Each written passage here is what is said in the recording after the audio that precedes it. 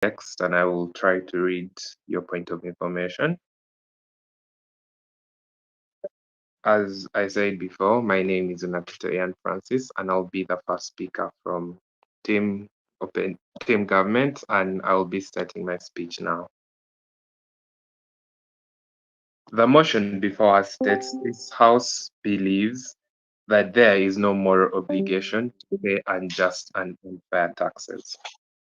For the purpose of today's debate, I'll proceed to define the key terms of moral obligation and unjust and unfair taxes. Going back, a moral obligation is an obligation arising out of considerations of right and wrong. And unfair and unjust taxes are those taxes which do not conform with the principles of taxation, such as fairness, convenience, equality, certainty, and many others, of which I will give various examples. For the purposes of today's debate, I, as the first speaker, will introduce the debate and paint for us a picture of a world that has been shaped and created and factored into by the existence of these unfair and unjust taxes, and show why indeed, as citizens, we should all not have any moral obligation to pay these taxes at all. My second speaker will proceed to further shed light on this, and he did show the benefits of not having a moral obligation to pay these unfair and unjust taxes, and give a brief comparison of a world where we do have an obligation to pay these taxes morally and where we do not. And my third speaker will proceed to weigh. Dear judges, it is no secret that everyone does indeed have an obligation to pay taxes, but this is for so as long as these taxes are in conformity with the principles of taxation. This is because taxation is something that is meant to benefit society as a whole, and indeed it must be done in the best interest of the people. Going back a bit, I'll also proceed to define unjust taxes as any tax which is not fair or certain. For example, regressive taxation policies, where we have situations where both people with higher wealth and those with lower wealth, that is the rich and the poor, are put into a situation where perhaps they pay the same taxation, which I will go on to highlight the issues within this, dear judges. So let's take a moment to think about this. A moral obligation, the obligation that rises out of a desire or a belief in what is right and wrong. And then, as a government team, we shall proceed to show that there is no moral obligation to pay taxes which are inherently unjust and unfair. For example, we look at taxes that perhaps target a specific section of an economy or a specific business. For example, we've had the recent crisis with the taxation on the textile industry. And these are taxes that are so exorbitant in nature that they inherently make it impossible for the citizens or the business people within that section to carry out further business, or for example, to even continue to open shop. We've seen so many instances, for example, in our dear country, Uganda, where people are unable to have their business survive past the first year of existence simply because of the existence of exorbitant taxation rates.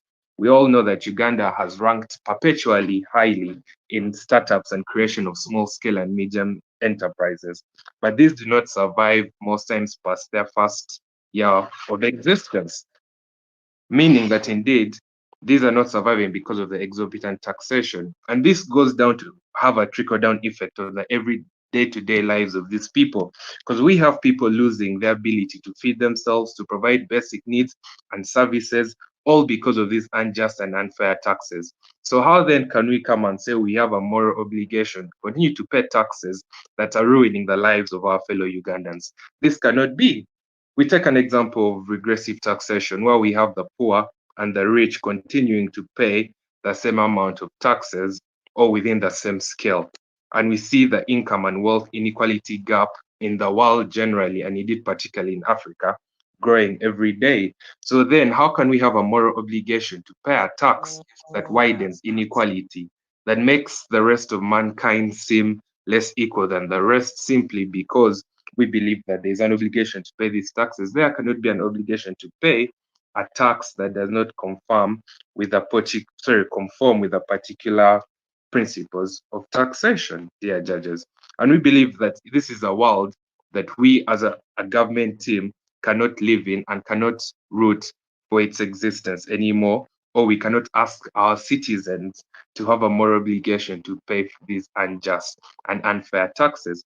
Simply because there is no conscionable way the opposition team can come and tell us there is an obligation to pay a tax that takes food out of the mouths of children, that prevents mothers from being able to afford basic needs and being able to afford basic things like access to schools and food and other resources, dear judges. But also, continuing on unjust and unfair taxes, the scope widens. We also have unfair exemptions within the tax space that also serve to further income inequality. For example, we have arbitrary executive exemptions of taxes for specific players in sectors, which makes competition in these sectors untenable.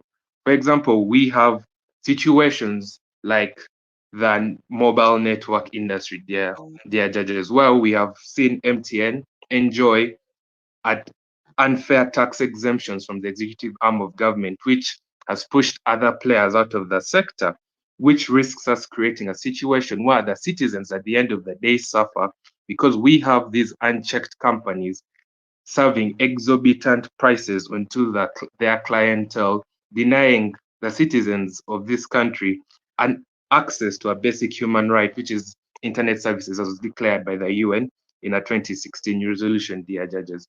By creating this picture, we're simply serving as an proposition team today to show you that there can be no moral obligation to pay taxes that are ruining the lives of our fellow Ugandans. In some instances, actually ending their lives because we have seen businesses close. We have seen people unable to afford basic services simply because the taxes charged on them are exorbitantly high. We have taxes that are disproportionately put on things like consumer basic goods, making them inaccessible for certain proportions of the population, which again serves to show that there is no moral obligation to pay taxes that will, in the long run, ensure that certain sectors of the population are unable to live a basic life, dear judges. We shall also proceed to show that indeed, if there is no moral obligation to pay these unjust and unfair taxes, there is actually a benefit because we believe that going forward, tax policy and formulation requires the input of all Ugandans, dear judges. So, how then, if we have a moral obligation to pay taxes regardless of their nature, will we ensure that there's accountability for how our taxes are invested?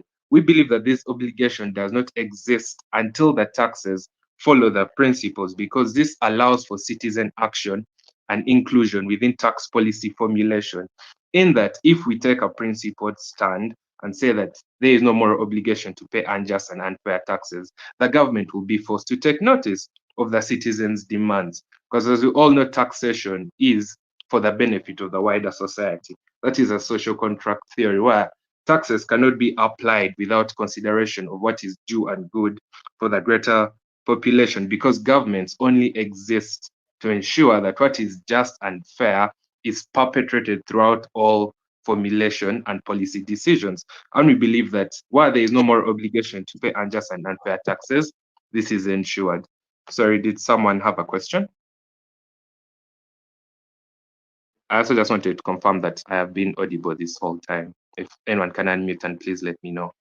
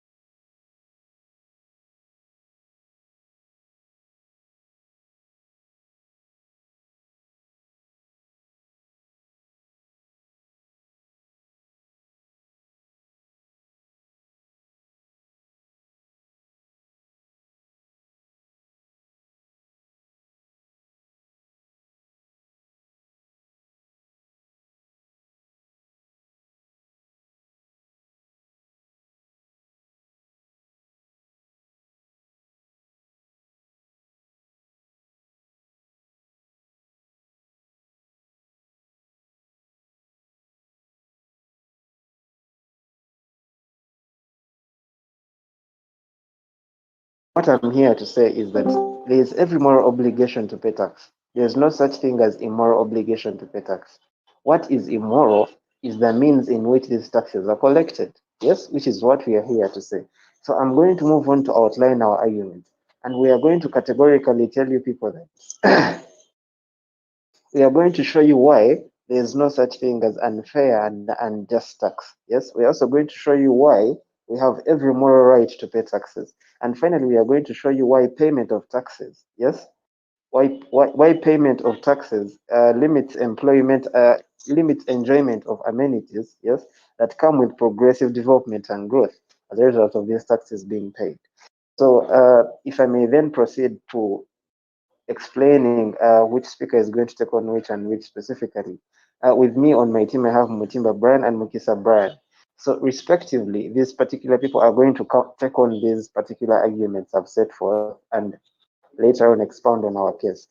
So, what I have to say today is yes, the benefits or the amenities of paying tax are as follows. Yes, tax helps to ensure that we have, roads and travel systems that are safe in place for the enjoyment of all. It does not limit.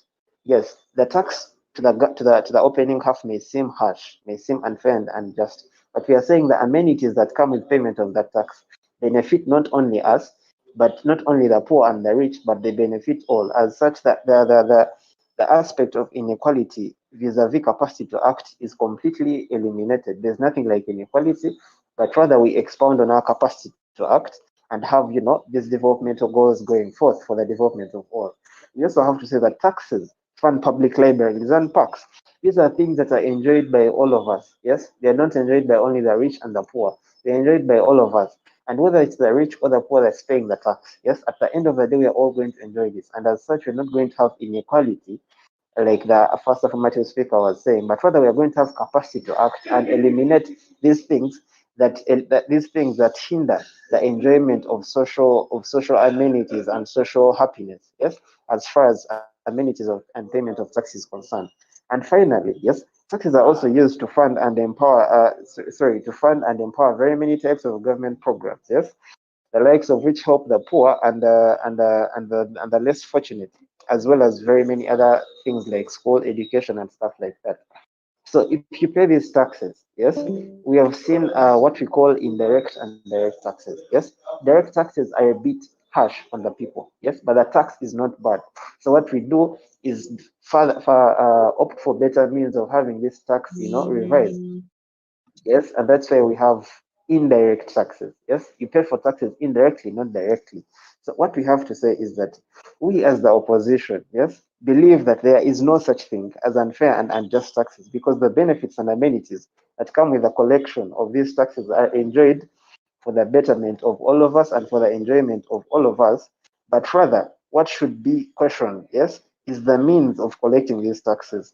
That is what is unfair and that is what is unjust. And in conclusion, I will give an example of the recent OTT tax. Yes, that tax was unfair on the people because the means of collecting it was what was tough, because it was the people that was paying the tax. But we are still paying the tax, but not feeling the impact of the pressure, because now it's the communication, the media houses, the communication, lines, the MTNs and whatnot, that actually paying that tax, and we are not feeling the impact.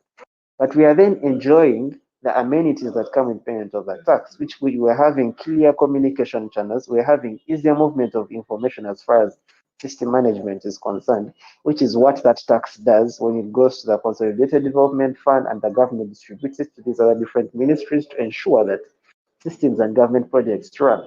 So it's not the taxes that are unfair, it's the means and collection of these taxes that should be unfair. And as such, there's every moral obligation for everyone to pay tax because the amenities are enjoyed by all of us. And as far as the affirmative speaker says there's inequality, may I see it improves our capacity to act, as such, eliminate that inequality in the long run.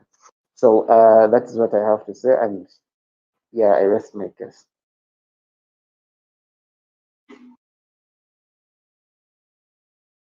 Could anyone unmute Thank and you so much for answer? that. We had, of course, you had like 2 minutes to go, but that's okay.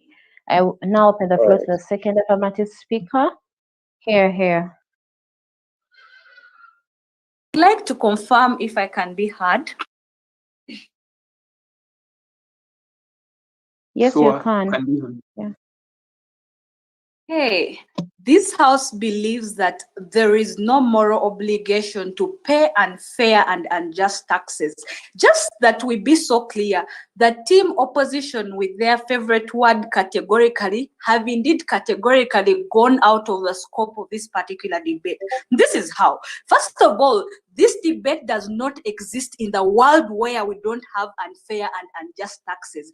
No, it should be to your clear definition that this debate only exists in a world where we have unfair and unjust taxes. And therefore, the question is whether people are actually in any moral obligation to go ahead and suffice such taxes, or people actually not in any moral obligation to actually take on such taxes. So the arguments that come from opposition are out of scope, first of all, because they have not addressed why they think that there is a moral obligation to specifically pay unfair and unjust taxes. Now, the categorical arguments of things such as, you see, the collection is one that has the problem. We think that that is a debate for another day on discussing on how and where and when taxes should be collected. But we think that they should have done a better job in discussing within the scope that proposition has told you. Onapito clearly told you that unfair and unjust taxes are those any tax that is against the principle of taxation.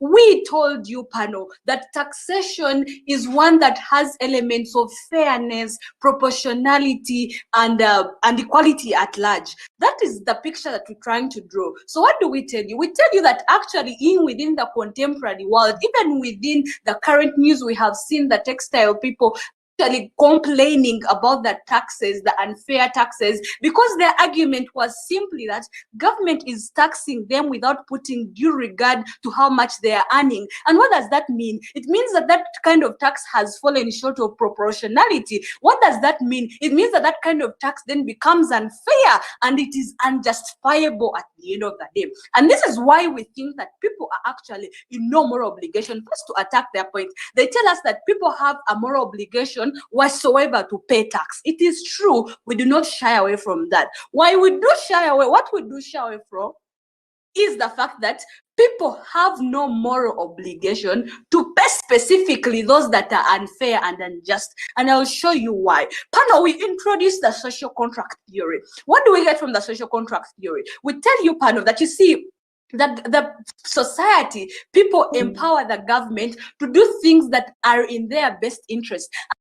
Way and just and unfair taxes are in the best interest of the consumers, of the end people, or the people, the society at large. So we think that basing on the social contract theory, especially that people have empowered the government to go ahead and make policies that are within their best interest. We think that policies that are not within their best interest, therefore, can actually hold the government accountable on that particular argument of the social contract theory. So we think that then that leaves the argument that, you see, people can pay taxes that are fair. They can pay taxes because we have seen people willingly pay taxes that are actually within those lines. But we think that we have seen people resist. Let me give you an example of the OTT tax that they very well cited, right? So the OTT tax was continuously defaulted. The government lost a lot of money because people continuously used VPN. What does that show you? It shows you that people thought that this tax was unfair. And if there was a moral obligation to pay such a tax, then we should have seen people actually going ahead to conform with the OTT tax. But you see, even the familiar OTT tax that failed, it failed because people felt it was unfair. And as such, people felt that they are in no moral obligation to actually pay the tax. Secondly, panel, what do we tell you? We tell you that the purpose of taxation, that is basically like the 3 R's, that redistribution and all that, we think that then those are meant to act as a tool of equality within that system, economic system itself. What then happens when we have these unfair and unjust taxes? What happens is purposely that, you see, the redistribution and the equality is distorted